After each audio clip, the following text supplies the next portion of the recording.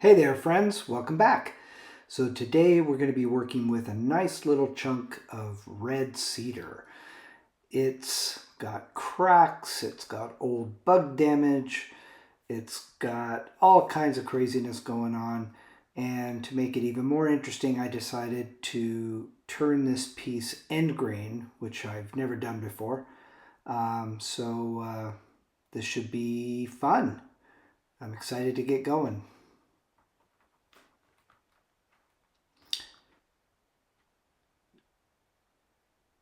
When I trimmed this a little bit, the red color on the inside was terrific. I'm hoping we see a lot of that as we go forward.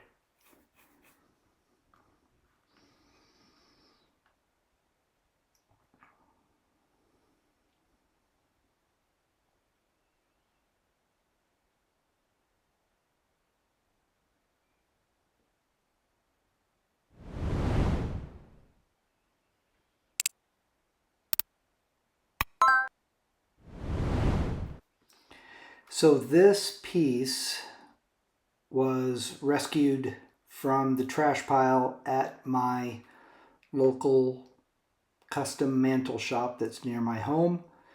And if you haven't heard me say it before, I really encourage you guys to find a mantle shop near you.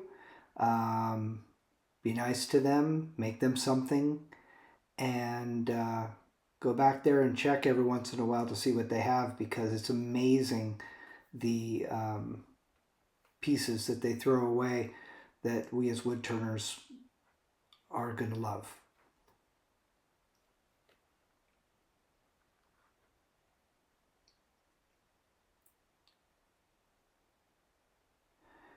So as I was getting into this piece, it became apparent how long this thing has been sitting inside this mantle shop. Gosh knows how long, but I don't know if it's possible to have no moisture content, but holy smokes, this was the driest piece of wood I've ever worked with. I did have to switch to a carbide tool. So those of you that are purists, please cut me some slack. Literally every time I took a pass on the bottom, I had to go sharpen my bowl gouge. A lot of that is because it's end grain, so it's going to be tougher, but boy oh boy, this was some dry wood, and did it dull the tools. Really seeing lots of beautiful figuring now. Kind of getting excited to see how this is going to turn out. Those of you who have seen my videos before, you know I don't mind imperfections and voids, and I'm not going to take it down to nothing just to get rid of a crack. So we're going to see a lot of those in here, I'm sure.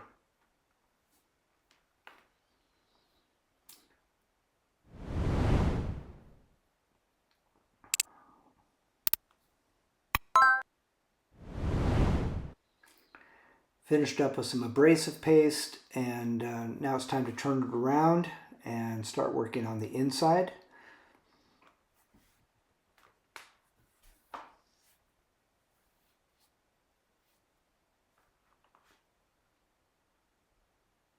That big void, I'm just kind of waiting to see how it presents itself when I hollow out. But my inclination at this point is to leave it, and as long as it's not compromising the integrity of the piece.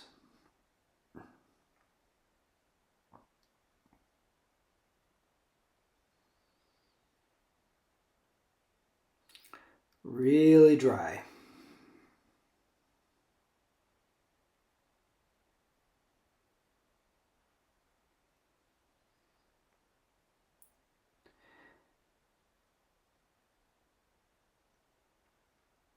So this was a little bit more of a challenge, again, because I am turning end grain. which makes it a little bit more difficult even under ideal conditions and because this was so dry. But the carbide tools really made short work of it relatively. And I was able to actually finish this piece in just a couple hours rather than presenting a 10-hour video for you guys working with my bowl gouges. Trying to make sure I get my depth just right and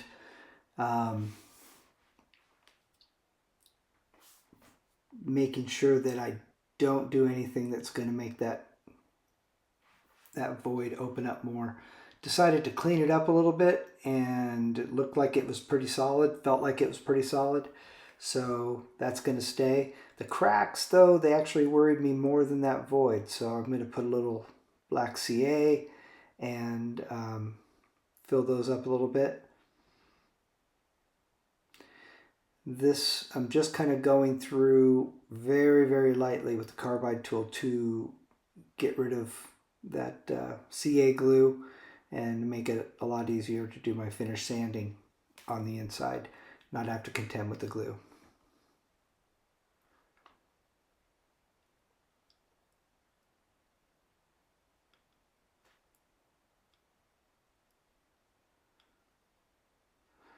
So we'll go through and sand up to about 400 grit, my normal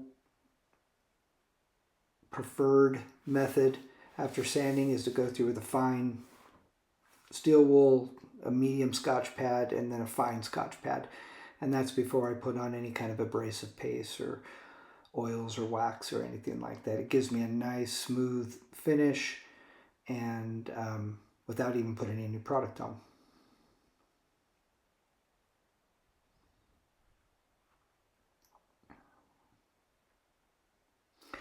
Little abrasive paste.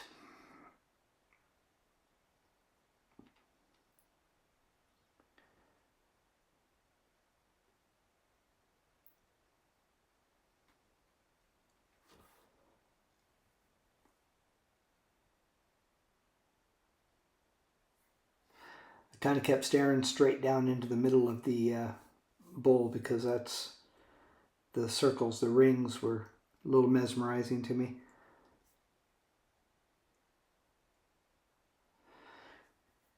So now we need to get this out and get rid of that tenon. If you have access to a vacuum chuck, use that as a jam chuck if you get the opportunity. It makes it so much easier because it's mounted to your headstock and you don't have to worry about a jam chuck being off center or anything like that. It's just true and you just set your piece on there and anyway, works really well. Highly recommend it.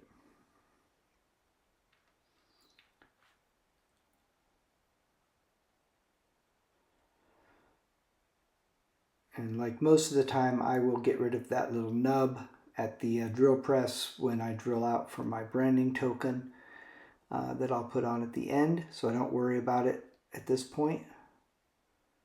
Just trying to get the bottom concaved and get it cleaned up and smooth so I can finish it completely.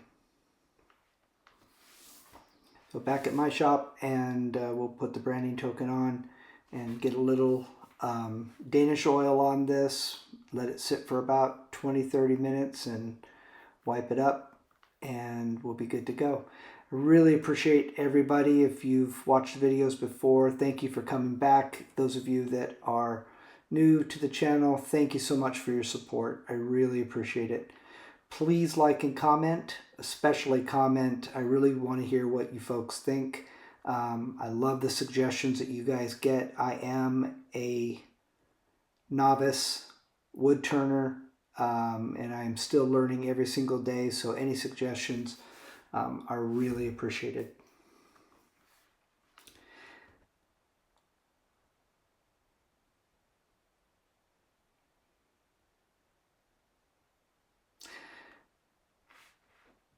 Photos are coming up next, so stick around for those. Again, thank you so much for watching, and I really appreciate your support. Have a great day.